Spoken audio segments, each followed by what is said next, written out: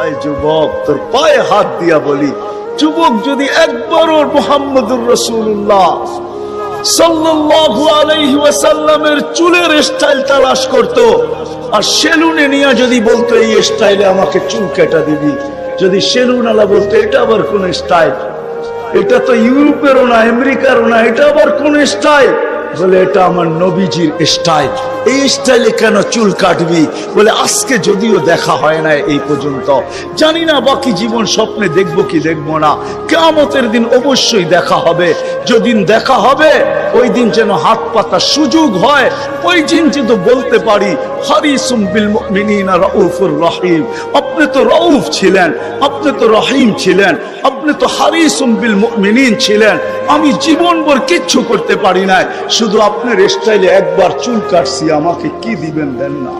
আল্লাহ বলছে আমা কুনতা সাবি, আমি নিয়ে যাইতেছি, বিমুখ যখন হয়